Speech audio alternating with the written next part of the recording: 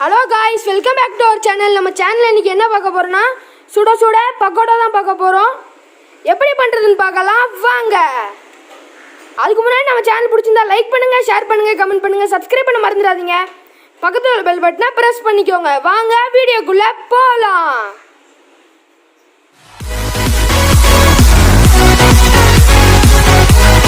இப்போ நம்ம ஒரு பவுல் எடுத்துகிட்டு ஆனியன் போட்டுக்கலாம்.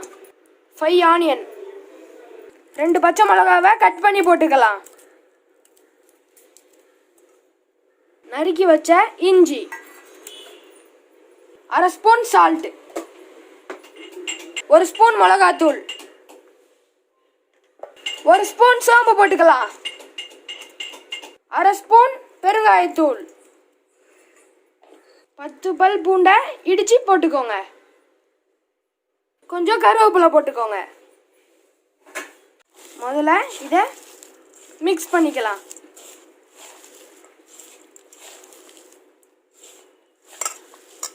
தண்ணி எதுவும் ஊற்றாம இந்த மாதிரி மிக்ஸ் பண்ணுங்க. நல்லா உதிர்த்து மிக்ஸ் பண்ணுங்க.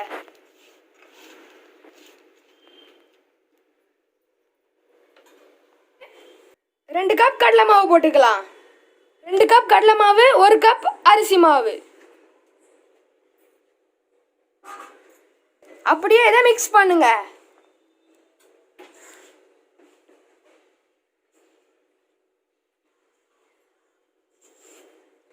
எண்ணெய் காய வச்சிருக்கோம். அதுல இருந்து 2 கரண்டி எண்ணெய் ஊத்திக்கலாம். 2 கரண்டி எண்ணெய் ஊத்தியாச்சு. நீ தெளிச்சு பிசைஞ்சிக்கோங்க.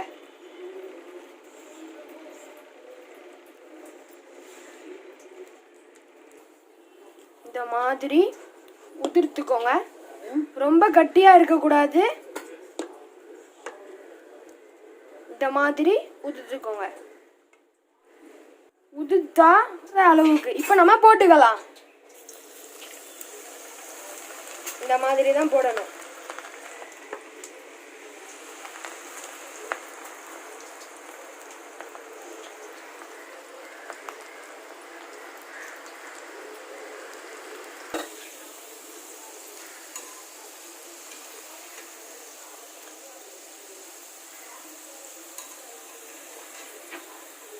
நம்ம எடுத்துக்கலாம். அடுத்த செட்டு நம்ம போட்டுக்கலாம்.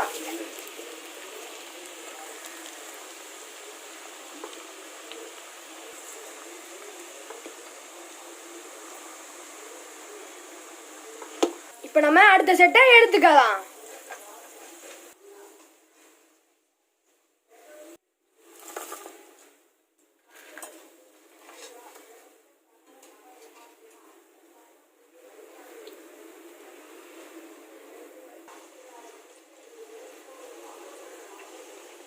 எடுத்துக்கலாம்.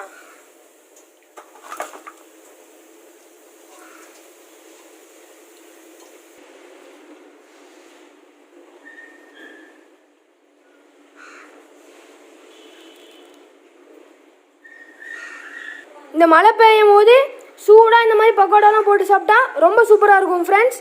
நீங்கள் வீட்டில் கண்டிப்பாக ட்ரை பண்ணி பாருங்கள். பக்கோடாவுக்கு டீ சூப்பர் காம்பினேஷனாக இருக்கும். கண்டிப்பாக ட்ரை பண்ணி பாருங்கள். உங்கள் வீட்டிலும் இந்த சமையல் தொடரட்டும்.